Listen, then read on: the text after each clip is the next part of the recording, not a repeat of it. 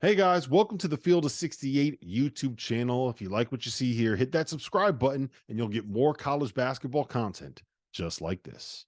Here to what we've got in Boston. Why we are all sitting here right now in Boston, because on Saturday at 6:09 Eastern time, I am expecting, I don't know exactly what we're going to see in the game, but before we get to the X's and O's of the matchup, give me the vibe around town right now when UConn and Illinois fans pack TD Garden tomorrow night. What is it going to be? I mean, we're sitting in this bar, in the greatest bar.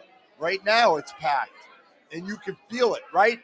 People coming up to us, UConn fans, Illinois fans. Those are two fan bases among the best in the country. Obviously, UConn's going to have 80, 90% of the arena. No. I think it's going to be like 65. That's it? Yeah. Really? Yes. We'll see. I've the seen a Illini lot fans of are orange. hungry because Here's how I know. Jeff. Trevor Valise was in diapers last time here's- Illinois got this far. Here's how I know that there's going to be a lot of Illinois fans here, because the prices, if you look at StubHub and Game Time and the ticket apps, the prices have been slowly climbing up, right? It's not – normally what happens is they come down a little bit as you get closer to game time, which tells me there are people that are getting on flights, flying in tomorrow and buying tickets for the game. Let's talk about the game. We visited with both teams today. I don't know about you guys, but this Illinois team, how loose are they? How energetic are they? I've been doing this for 16 years now. I've been to the Final Four for 14 straight seasons. I've been to NCAA tournament games, Elite Eight sites for 13 straight seasons. Yeah. And I cannot remember a team that was as loose as give you Illinois is. I can give you one. Who? LSU's Final Four team with Big Baby and Tasman Mitchell. Those dudes were unbelievable. That was before my I know, time. but this team has a shirtless 60-year-old with a water gun. Yes, this shirtless 60-year-old with a water gun. They have their little routine to push in their chairs. We're just trying to be respectful. They're having fun. But here's why I think they are in this mindset, is because they've been through a lot, and it's not just like when you asked him you asked Brad Underwood a really good question today on like what was the trials and tribulations, like the specific thing that really bothered you. Yeah, the low point. And he was like the Penn State loss, where they blew a 10-point lead in like 45 seconds. At Rec Hall. On the road, right? And obviously that was the big basketball one. But that pales in comparison to seeing what has happened with Terrence Sheehan. Like, there are real-life consequences to things that are happening within this program, where these guys have kind of realized, like, okay, that's real. This is what we do. Right. There's actual consequences that Terrence Shannon could be dealing with right now. There are real repercussions for Illinois for playing him if certain things happen, right? And I don't want to dive into that situation, but what I'm saying is that's bigger than just basketball. So they're dealing with that, and they understand that there's something beyond the sport. So it's like, okay, we're going to this game, but like, it's a game. We're going to play sport. Like, this is what we do. When the season started, did you think that Illinois could be standing in this position? I don't know. I don't know. I think so, but I didn't know Terrence Shannon was going to be this good this year. Nobody did. I don't think anybody. Nobody did. And no one knew Domas was going to be That's this what I'm saying. I good. don't even know if Brad Underwood thought. So I would say no, because my big question all the time is about point guard play. And I was like, man, Ty Rodgers, don't trust it. Well, the thing with this Illinois team is, and you can say this about very few teams, I'm not sure they need a high-level offensive point guard to make life easier because of the way they play their offense, the way Terrence Shannon is able to create, right, get downhill, the way Marcus Domas can back dudes down and make plays out of the post. So they have other ways of being able to score. Coleman Hawkins, the one thing I'll say is today, Coleman Hawkins, it's funny because on the court, he's the biggest shit talker maybe in the country. One of them. He's definitely top 5. He's not even number 1 in this game. Cam Spencer. Yeah, right. I told you we need the Coleman's mic up right for this there game. with him, though. I told Jeff, I told Borzello, I told Norlander that we need Cam Spencer and Coleman He Hawkins was right. mic'd up for this game. And Goodman goes, but I'm not going to be able to watch it, so why should I care? No, I never said that. I said you're a dumbass because you can't get him mic'd up at this point. Anyway, here's what I'll say with Coleman Hawkins. Like, he was kind of all business today for the most part. Yes, like, he was. I give him credit. Like, I thought he would have a little more fun, and they do. Hey, was he did the say too. I love this quote. He goes, "The pressure's not on us. Right. The pressure's not on us. Now, It's on UConn." I asked him. I said about your health. I said, "How is your knee?" Because he's been dealing with tendonitis all year. You know what he said his percentage probably is? 60 to 70%. I was right next to you when he said it. You're looking, why are you telling me that? I don't know where. Tell you the are. people. Tell the people in the Well, camera. he's just I found never out look about at a coaching scoop that's been out Right, there right, for. for 2 hours. 2 I- hours, and he just finds out about a big I've coaching known scoop about that we're it. going to talk about in a little bit. Wait, hold on. Can I say one thing about Illinois? Right, there is. I challenge anybody to show me where anybody that's not like Trevor, like a diehard Illinois fan, show me where you said that Illinois was going to head into the Elite Eight as maybe the one team that can beat the number one team in the country. Wanna know why? Wait a minute. That's disrespectful to Purdue. No. Okay. Yeah, one of the best 4 teams in the country. Show me anyone that thought that Illinois would be like a top 5 team in America here. Because I will call your bluff on it. Can they do it?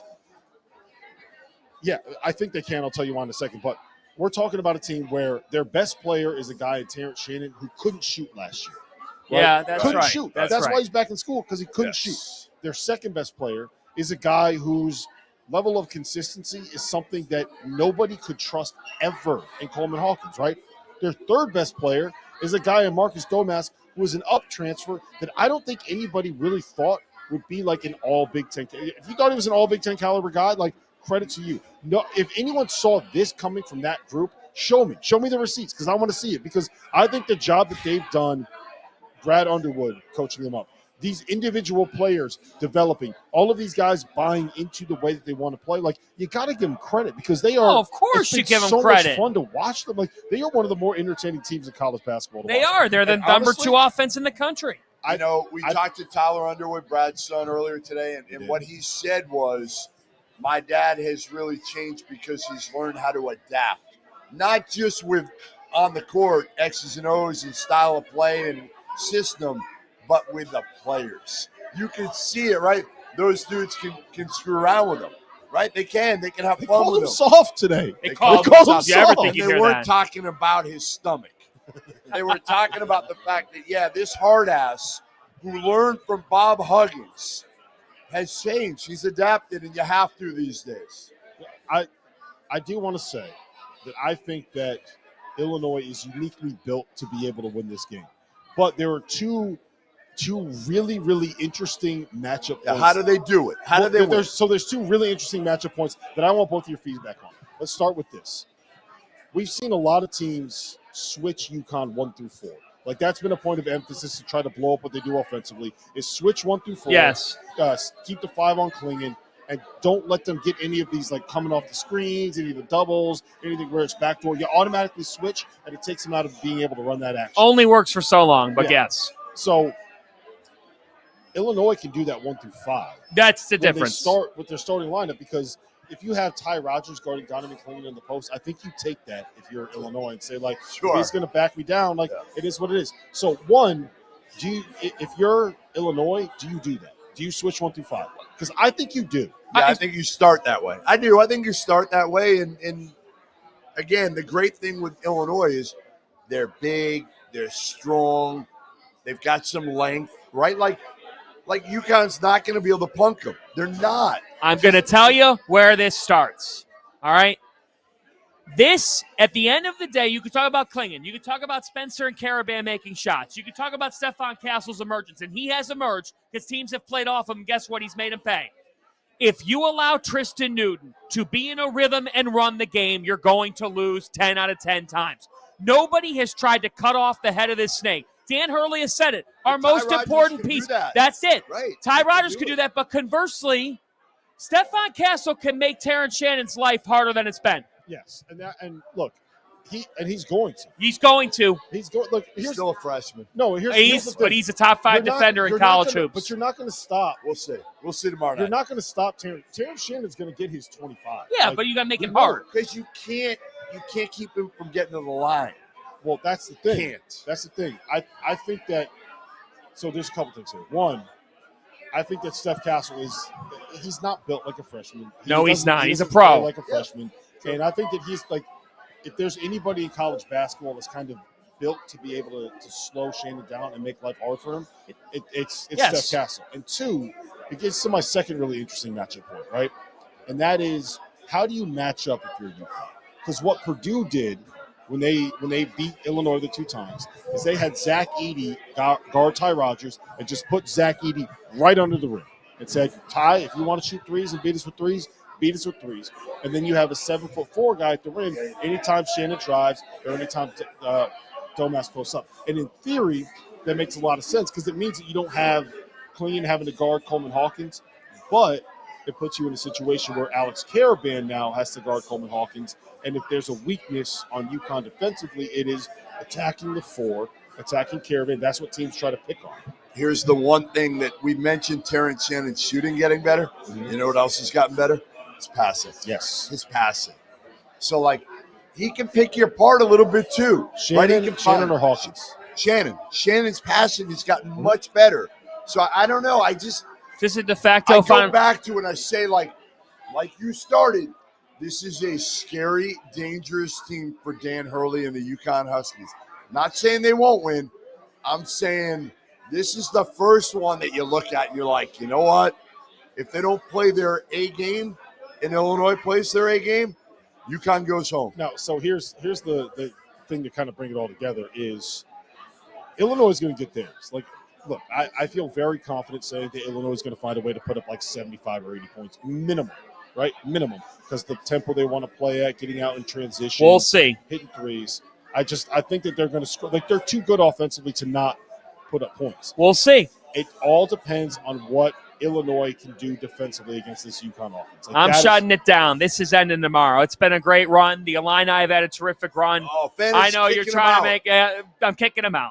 I love your run. I love your story. The Connecticut Huskies are going to win. No, you called me Mr. Harry Big East. The fact of the matter is the Big East disappointed tonight. Flopped 0-2. It ain't flopping tomorrow. Connecticut's winning this game by double figures. They're going to remind everybody why it's the UConn Invitational. Illinois will compete, but Connecticut will win 92-80.